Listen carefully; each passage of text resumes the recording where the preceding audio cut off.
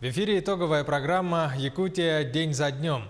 Я Влад Давыдов и мои коллеги подведем главные события уходящей недели сегодня в выпуске.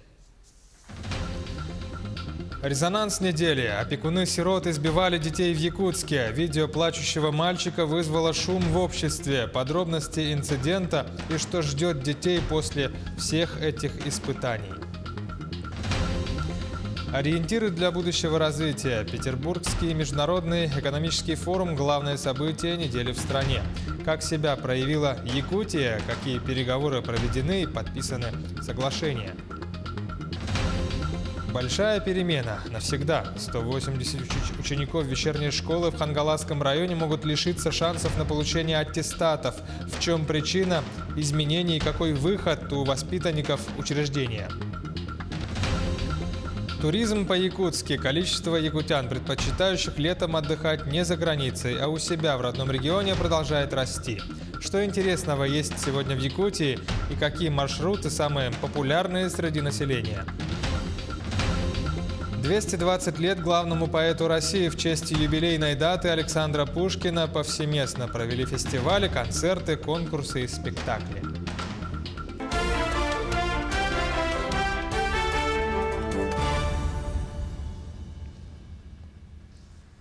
В конце недели в Якутске возбудили громкое уголовное дело. Фигурант – высокопоставленный чиновник в столичной мэрии, заместитель главы Якутска Василий Гоголев. Его подозревают в получении взятки на сумму в более чем 100 миллионов рублей. Об этом сообщили в управлении Следственного комитета по республике. По данным следствия, замглавы Якутска по развитию территории столицы получил от коммерческого предприятия, ведущего строительство многоквартирного жилого дома в городе, взятку в виде имущественных прав на недвижимость в данном строящемся доме. Вот как прокомментировали это дело в Следственном комитете. Отделом по расследованию особо важных дел Следственного управления Следственного комитета России по Республике Саха-Якутия по материалам Управления ФСБ России при взаимодействии с прокуратурой республики возбуждено уголовное дело в отношении заместителя главы по развитию территории городского округа город Якутск. Уголовное дело возбуждено по признакам преступления, предусмотренного частью 6 статьи 290 Уголовного кодекса Российской Федерации «Получение взятки должностным лицом в особо крупном размере». По данным следствия, заместитель главы по развитию территории городской округ город Якутск получил от коммерческого предприятия, которое осуществляло строительство многоквартирного жилого дома в городе Якутске, взятку в виде имущественных прав на недвижимость в данном строящемся доме в размере почти 1500 квадратных метров на сумму 114 миллионов рублей. Взятка была получена за выдачу разрешения на увеличение этажности при строительстве данного дома с 13 до 16 этажей. Взятка получена заместителем главы через 2 посредников в пользу коммерческого предприятия, занимающегося строительством в городе Якутске, владельцем и учредителем которого являлся сам подозреваемый до 2018 года. А точнее до назначения на данную муниципальную должность. 7 июня текущего года заместитель главы и его посредники задержаны. С их участием проводятся следственные действия. Выполняется комплекс следственных и оперативных мероприятий, направленный на установление всех обстоятельств, имеющих значение для уголовного дела. Расследование продолжается. В Мирнинском районе произошел разлив нефтепродуктов на магистральном нефтепроводе Иреляхское. Государственные инспекторы комитета осмотрели место происшествия и установили, что разлив произошел на значительной площади по рельефу нефтепровода. При этом в связи с тем, что нефтепровод находится под землей, визуально установить место разрыва нефтепровода невозможно. Информация по данному факту доведена до всех ответственных ведомств и надзорных органов республики. Большой резонанс в республике на неделе вызвал факт избиения детей в опекунской семье. Наш корреспондент Сусанна Рожина провела собственное расследование и попыталась разобраться в подробностях случая и понять, что ждет этих детей после всех этих испытаний. 4 детей после смерти матери в конце 2015 года остались круглыми сиротами. Отец погиб в ДТП еще ранее. С этого момента родственники стали бороться за право опекунства. В 2016-м законным опекуном стала дальняя родственница по материнской линии, хотя родная бабушка по отцу также подавала документы. В Сунтарах я также сразу после смерти моей невестки подала заявление на оформление опекунства над детьми, но в опеке сказали, что опекунство будет оформлять в Якутске родственница Маргарита Валентиновна, поэтому мне сказали ждать. Я долго ждала, узнавала, а потом в один момент мне сообщили, что временную опеку в Якутске уже оформила Маргарита Валентиновна. 2 мальчиков переехали в Якутск с опекуншей, а их сестренку Маргарита Федорова почему-то оставила у своей престарелой матери в деревне. С тех пор родная бабушка и другие родственники по отцу детей не видели, вплоть до случайной встречи на днях с родной тетей, которой мальчики начали жаловаться на свою несладкую жизнь.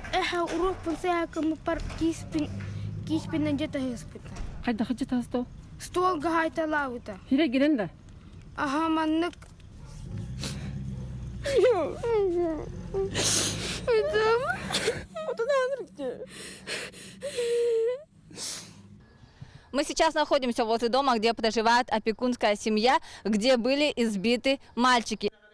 Какой стати улак тактыры өйтен кыри? Ол мен оғларын желенелер гаран нумсыр хайкалларда. Икидит танағы лоғлар хаттары же. Ама желен яқтары оғада. Ал маселиктер берейік біз оғларын желені. Хынненнер оғларын бәлер олар оқтарады. Маргарита Валентиновна. Она ошибается, мне не нужны квартиры детей. У меня самой есть большой дом в деревне в Сунтарском районе. И я спокойно могу воспитывать детей там. Главное, чтобы мне отдали моих внуков. Поэтому я приехала в Якутск.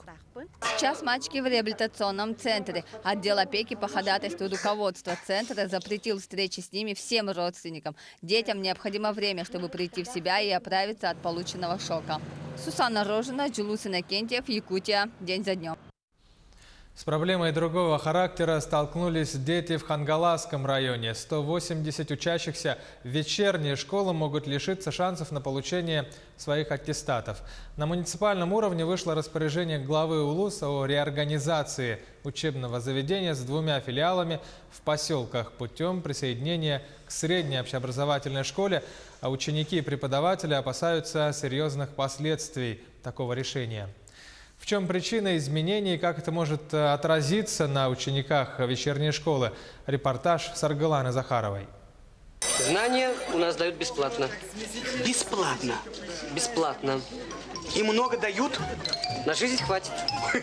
Известный советский фильм «Большая перемена» рассказывал о жизни учеников вечерней школы. За одной партой сидят отец и дочка, по обе стороны школьной доски муж и жена. Все ученики далеко уже не дети, это взрослые, у которых отобрала детство война. А в послевоенные годы многим пришлось поднимать страну с колен. В те же годы в далеком 52-м открыла свои двери и Покровская вечерняя школа. Спустя более полувека в ней также в сентябре садятся за парты ученики и раздаются звонки. Но следующего учебного года здесь, скорее всего, уже не будет. Глава района подписал распоряжение о реорганизации учреждения. Но если закроют нашу школу, уже это необратимые процессы будут, останутся люди без работы. У нас очень много молодых специалистов. А без работы останутся больше 20 человек. Это персонал не только школы в Покровске, но и 2 ее филиалов в исправительных колониях в поселках Бестях и Махсагаллох. Да, у нас еще в Покровске обучаются дети. На сегодняшний день у нас в Покровске 21, а так у нас 180 обучающихся. Таким образом, дети и взрослые, которые находятся в исправительных учреждениях, закрытием школ могут лишиться возможности учиться, то есть своего конституционного права на образование. А обучение в обычной школе, которое по распоряжению присоединят филиалы, невозможно. Согласно закону, лица, осужденные к лишению свободы, могут учиться лишь в общеобразовательных организациях, созданных при исправительных учреждениях уголовно-исполнительной системы. Но это лишь одна из всех вытекающих реорганизаций школы. Дочка Лены Егоровой после 8 класса была вынуждена перейти на сменное обучение по состоянию здоровья.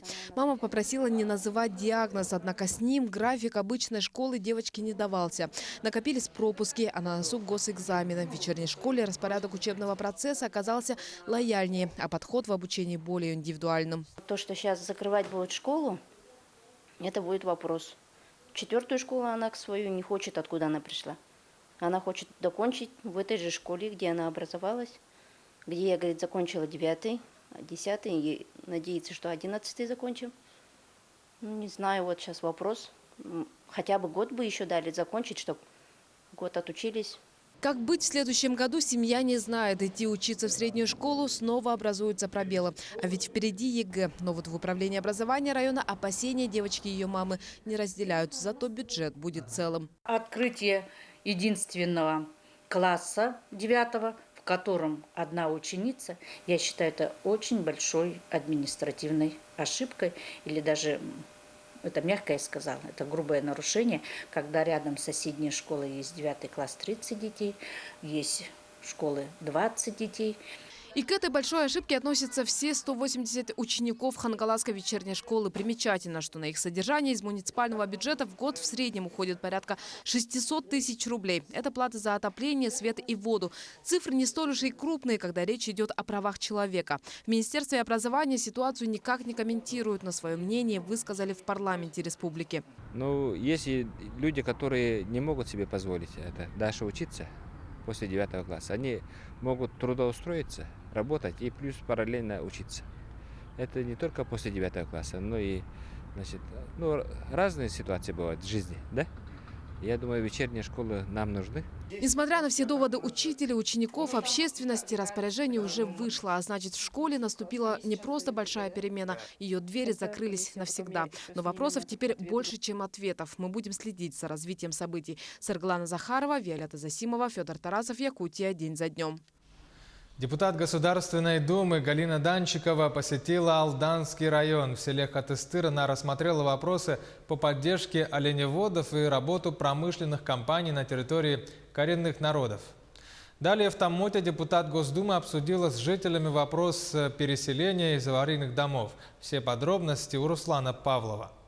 Первыми, с кем встретилась депутат Федерального собрания, стали коренные жители села Хатыстыр – эвенки. Здесь речь шла о насущных местных проблемах. Говорили об увеличении государственной поддержки оленеводства, о правах родовых общин, об особенностях предоставления земельных участков и, конечно же, о влиянии промышленного производства на территории традиционного природопользования. Здесь мы сегодня координируем работу по проведению этнологической экспертизы, по ведению территории традиционного природопользования. То есть вот эти все сферы, они, конечно же, сегодня имеют очень большое важное значение. Присутствие коренных малочисленных народов в Алданском районе, оно есть, и реально люди занимаются и культурой, и традициями, и обычаями, и занимаются, конечно, вот теми традиционными формами хозяйствования, которые, собственно говоря, надо поддерживать, сохранять. Переселение из аварийного жилья обсуждали уже в Тамоте. Жители микрорайона Синегорье, который попал в программу переселения, попросили народного депутата решить вопрос размера компенсационных выплат, которые предусматриваются действующей программой. Вопросов и тем для разговора в этот вечер было много, и все взяты на вооружение. На следующий день Галина Иннокентьевна вновь вернулась в Тамот, но уже на железнодорожную станцию. Оттуда, в числе пока немногих пассажиров, она проехала 50 километров до разъезда Болотный, это в сторону Якутска, по железной дороге, которая 27 июля этого года будет сдана в эксплуатацию. Народный депутат увезла с собой наказы избирателей, но совсем скоро пообещала вернуться и встретиться с населением уже города Алдана. Руслан Павлов, Сергей Шипачев, Александр Лукин, Алдан, Хатыстыр, Тамот. Вернемся через короткую паузу. Смотрите далее через минуту. Ориентиры для будущего развития. Петербургский международный экономический форум – главное событие недели в стране. Как себя там проявила Якутия, какие переговоры проведены, какие подписаны соглашения. Туризм по-якутски. Количество якутян, предпочитающих летом отдыхать не за границей, а у себя, в родном регионе продолжает расти. Что интересного есть в Якутии и какие маршруты самые популярные среди нашего населения. 220 лет главному поэту России. В честь юбилейной даты Александра Пушкина повсеместно провели фестивали, концерты, конкурсы и спектакли.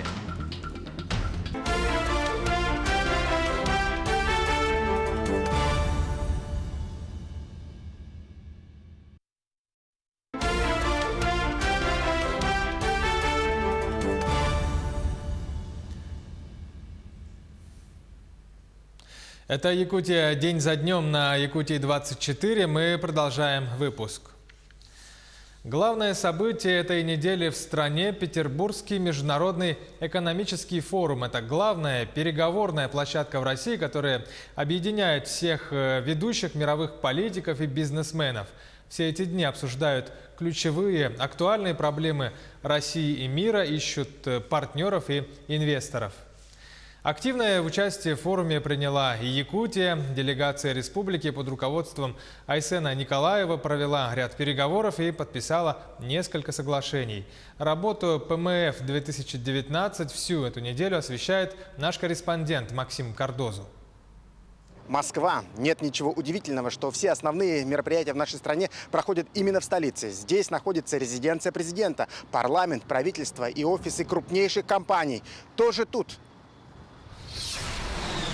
Но раз в год, в начале лета, Москве бросает вызов Петербург и заявляет, что он не только культурная столица, но и деловое сердце России. Ведь здесь проходит главный экономический форум страны – Петербургский. И о своей широте душевной, да о русском размахе форум заявляет с порога. Кажется, что павильоны участников пустились в настоящую гонку, стараясь перещеголять друг друга. Стены из цветов, ожившие панно, говорящие роботы. Приветствую тебя, участник форума. Красавец. Но главное здесь все-таки не красота стендов. На форуме обсуждают перспективы развития и подводят итоги. Одно из ключевых событий – это оглашение национального рейтинга состояния инвестиционного климата в регионах России. То есть, насколько комфортные условия созданы для ведения бизнеса в субъекте. В опросе участвуют представители малого и среднего предпринимательства. Наша республика оказалась на 22-й позиции, и это настоящий прорыв. Ведь в прошлом году Якутия находилась на 52-й строчке. Так быстро и эффективно не улучшал условия для ведения бизнеса ни один другой регион. Этого удалось добиться за счет снижения давления на бизнес и открытому диалогу между предпринимателями и правительством. В республике сейчас создан у нас отдельный центр, он называется «Мой бизнес». Он как раз предоставляет полный спектр услуг для малого бизнеса, и финансовых, и имущественных. В наших планах в 20 районах республики в 2020 году такие центры уже открыть. Конечно же, мы сделали очень большие движения в части снижения давления на бизнес. На четверть у нас снижено количество предпринимателей, которые в прошлом году подверглись разным проверкам, контрольным или внеплановым. Я считаю, что это на самом деле очень важно для бизнеса, когда вот есть снижение, реальное снижение административного давления, и этот бизнес сразу почувствовал. Причем Якутия может похвастаться не только механизмами поддержки бизнеса. Опыт нашего местного бюджетирования уже готовы перенимать передовые российские регионы. Соглашение по этому поводу как раз было подписано в Питере с Нижегородской областью. Мне вот подготовили информацию, что вы были признаны одним из 5 лучших проектов в области инициативного бюджетирования в мире, да, на одном из мероприятий в Барселоне. Вот ваш опыт в организационном отношении, наш опыт с точки зрения реализации платформы «Город Н», мне кажется, в совокупности может дать прорывное развитие этой темы. Главные иностранные гости этого форума были из Китая. Около 1000 политиков и бизнесменов из Поднебесной во главе с председателем КНР Си Цзиньпинем приехали на берега Невы. И времени зря не теряли. Например, китайская корпорация IVIC подписала меморандум с компанией «Колмар» на строительство в Южной Якутии под Нерюнгри новой обогатительной фабрики «Иноглинская-2». Подобных строек не было последние 50 лет в России вообще и в Советском Союзе. Поэтому масштаб этого проекта, он впечатляет. Иноглинская, которая будет поставлять сырье для этой фабрики, это закупка высокотехнологического оборудования, очень современного, которое увеличивает в 3,5 раза добычу угля. На форуме много говорили об инновациях, и они действительно вокруг. Например, гости выставки могли пообщаться с роботом или улететь в другой регион, не выходя из павильона. Ну а счастливчики оказывались частью виртуальной реальности. В этом году Якутия вступила в Ассоциацию инновационных регионов и получила прямой доступ к лучшим практикам в стране. Развитие невозможно без инноваций. И наша задача как раз для того, чтобы лучшие мировые практики приходили в наши регионы, лучшие практики, которые уже существуют в регионах, могли свободно внедряться у наших соседей. И я надеюсь, что вступление Республики Саха-Якутия в ассоциацию позволит убыстрить процесс внедрения инноваций у вас в регионе. И вполне возможно, что в новом рейтинге регионов уже в следующем году Якутия поднимется еще выше, а перенять наш уникальный опыт захотят по всей стране. Максим Кардозу, Виктор Олесов, Санкт-Петербург. День за днем. С каждым годом растет количество якутян, предпочитающих летом отдыхать не за границей, а у себя в родном регионе. Благо, туристических локаций по всей республике великое множество. Наш корреспондент Юрий Осипов о том, что интересного есть в Якутии и какие маршруты самые популярные среди нашего населения. Отпуск летом и сразу дилемма, куда поехать. Мы провели опрос в соцсетях о том, где лучше всего отдохнуть в Якутии. Вариант ответа – самые популярные маршруты. Также предложили выбрать свои. В итоге самая популярная достопримечательность, ее выбрали более 25% опрашиваемых, это Киселяхские горы. За Ленские столбы проголосовали более 24% респондентов.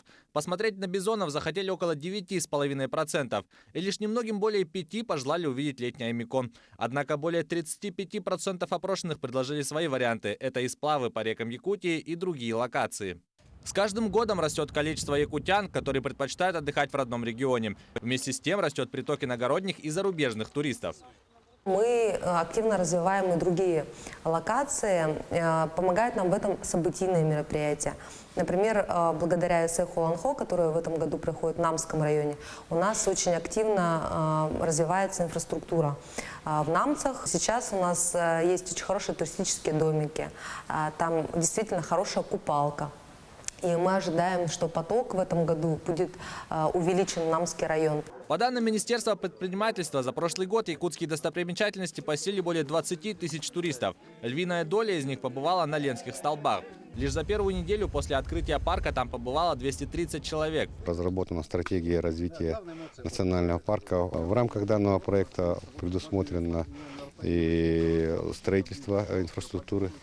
Мы надеемся, что данный проект, данная стратегия будет реализована в ближайшие годы. Для этого у нас есть все необходимое, есть желание, есть энтузиазм, есть инвесторы, есть люди, которые хотят работать. Также все большую популярность набирает Безонарий Усть-Ботома, который начал турдеятельность в 2016-м. Тогда за сезон его посетили около 300 человек. В прошлом году уже порядка 1000 туристов, а нынче их ожидают еще в 2 раза больше. Ждет нас бизоны, показ бизонов всем стадом на расстоянии почти вытянутой руки. Это вообще редкость. Нигде такого нету. И показываем наших изюбров. Также у нас есть изюбры.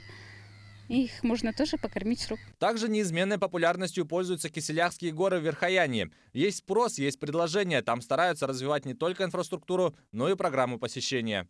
Сейчас мы едем в конце июля и в начале августа. То есть уменьшили отрезок времени. Это у нас бархатный сезон. Комаров нету. Не так жарко. У нас летом 40 градусов тепла, вот июнь-июль. А в конце июля и августа очень хорошая погода стоит. Особенной любовью туристов пользуются сплавы по рекам республики, а также пешие переходы. И самая большая проблема, с которой они сталкиваются, это неразвитая инфраструктура. По словам министра предпринимательства, сейчас работа в сфере внутреннего туризма ведется именно в этом направлении. Юрий Осипов, Якутия, день за днем. 220 лет назад родился главный поэт России Александр Пушкин. В честь этой знаковой даты в столице республики, как и по всей стране, прошли фестивали, конкурсы и различные спектакли. После себя Александр Пушкин оставил богатейшее литературное наследие. Насколько хорошо все это помнит нынешнее молодое поколение. Сюжет Анастасии Кобызевой. Идет направо, песень заводит, налево сказку говорит.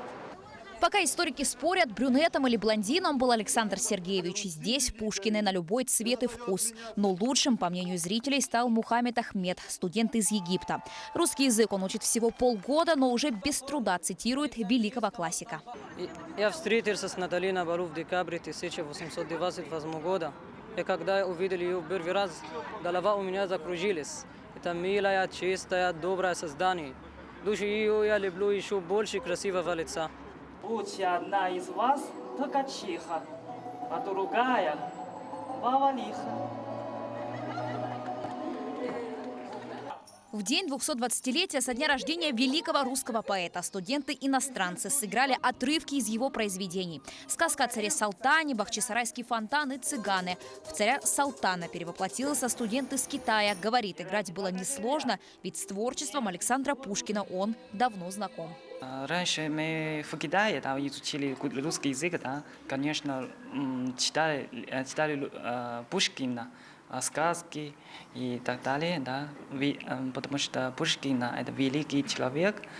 Отрадно, что иностранцы изучают творчество великого русского поэта и при этом в оригинале. К слову, во многих странах, не только в Китае, произведения Александра Пушкина включены в учебники средней и высшей школы. Я к вам пишу, чего же более, что я могу еще сказать. Теперь я знаю, в вашей воле меня презрением наказать. Наша съемочная группа решила узнать, а помнят ли якутяне стихи известного русского поэта. У коморья дуб зеленый, золотая цепь на дубе том, и днем и ночью кот ученый все ходит по цепи кругом. Идет направо, песнь заводит, налево сказки говорит, там чудеса, там леший бродит, русалка на ветвях летит. Я помню чудное мгновение, передо мной явилась ты, как мимолетное видение, как гений чистой красоты. Не помните ни одно? Нет. Даже письмо Онегина к Татьяне? Нет. Не помните? Не помню. Золотой шик на дубе. Кот все. Че? В каком классе учишься? 9. А письмо Татьяны к Онегину еще не учили? Учила, но давно было. Они быстро забываются, если честно. Нет, не помню. К сожалению, нынешнее поколение стихи Пушкина зачастую не помнит, а название некоторых произведений и вовсе слышит впервые. Неужели народная тропа к поэту, вопреки его же предсказаниям, все-таки зарастет? Причина может крыться в психологии современных людей в целом. Цифровая амнезия – проблема всего мира. Раньше люди почему запоминали? Больше ничего не было же, да? И они действительно читали эти стихи, в них что-то откликалось, да? Сейчас мы многую информацию делегируем интернету. Мне не важно, не обязательно запоминать весь контент, да? Согласитесь, гораздо легче запомнить ссылки, гиперссылки, в которых находится информация, а не контент внутри этих гиперссылок. Но проблема не только в интернете и в том, что сейчас у людей нет мотивации запоминать информацию по причине ее доступности. Есть вопросы и к системе образования, и к воспитанию детей. Анастасия Кобызева, Джолстан Иннокентьев, Семен Семенов, Якутия. День за днем. Таковы итоги уходящей недели. Репортеры Якутии-24 следят за развитием событий. Хороших вам выходных и до свидания.